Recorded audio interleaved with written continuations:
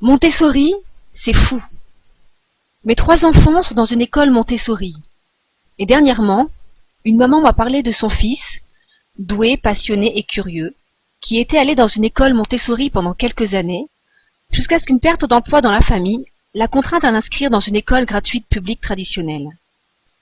Comme elle venait le chercher à son nouvel arrêt de bus, jour après jour, elle commença à remarquer quelque chose.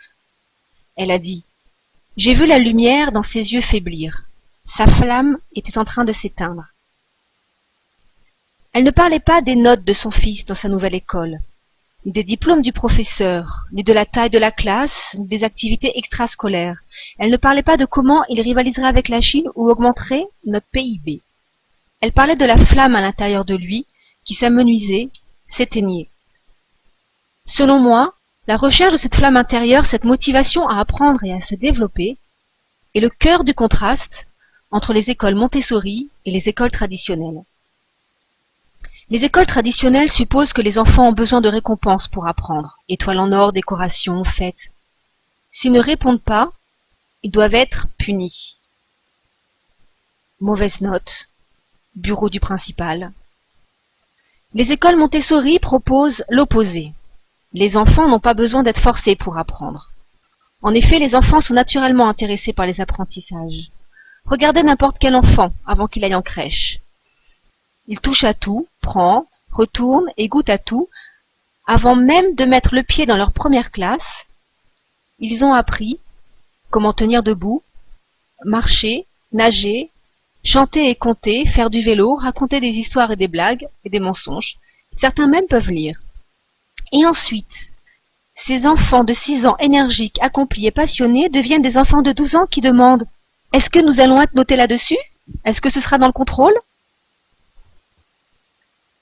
Cette flamme qu'ils avaient à l'âge de 6 ans ne s'est pas éteinte toute seule. Nous l'avons étouffée. En revanche, les écoles Montessori entretiennent cette flamme, en favorisant l'expérience, le respect de son propre rythme, un apprentissage collaboratif, stimulant et joyeux.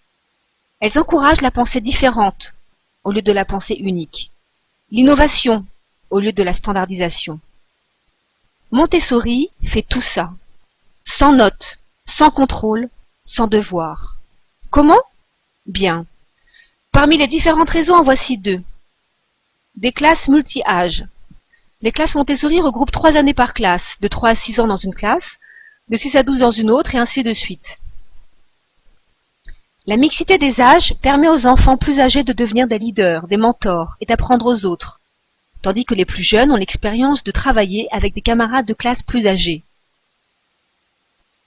L'enseignant n'est pas debout devant, délivrant la même information à 30 enfants tout en essayant de les garder sur la même page. À la place, l'enseignant se déplace plutôt dans toute la pièce, travaillant avec les enfants, individuellement ou en petits groupes. La mixité des âges permet à un enfant qui travaille sur par exemple l'addition de s'asseoir à côté d'un autre élève qui travaille sur la multiplication. Chacun peut voir non seulement ce qu'il peut faire dans un futur proche et où il en était dans le passé, mais pourquoi il apprend ce qu'il est en train d'apprendre et comment cela s'intègre dans le tout. Voir le tout permet à l'élève de s'approprier son apprentissage, un élément essentiel pour encourager le désir naturel d'apprendre de chaque enfant. Ce qui nous amène au point 2, saisir, tant qu'il est brûlant, cet intérêt de l'enfant. Une enseignante Montessori m'a parlé d'une petite fille de 8 ans dans sa classe, intéressée dans la longue division. Après avoir présenté quelques exemples, l'enseignante observa la fillette créer son propre problème de division. Mais après avoir trouvé le quotient, la fillette ajouta un autre chiffre aux dividendes. Et encore un autre.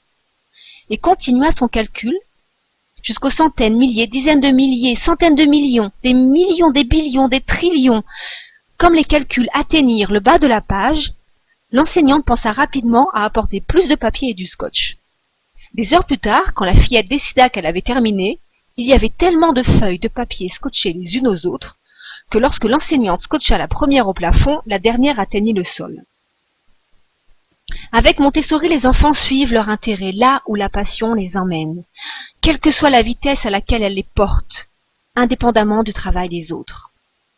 Pouvez-vous imaginer au lycée cette petite fille qui n'a pas de problème avec les calculs et qui a déjà fait des divisions du plafond jusqu'au sol à l'âge de 8 ans? Pouvez-vous imaginer l'expression de son regard quand sa maman ira la chercher à l'école. Montessori est la meilleure méthode d'éducation que j'ai trouvée pour les enfants. Pour apprendre joyeusement et efficacement l'indépendance, la responsabilité, l'autodiscipline, les qualités de leader, l'initiative, des bases solides et la passion d'apprendre. Je vous conseille vivement de visiter une école Montessori. Asseyez-vous 30 minutes dans la classe pour voir de même. Observez la lumière dans les yeux des enfants.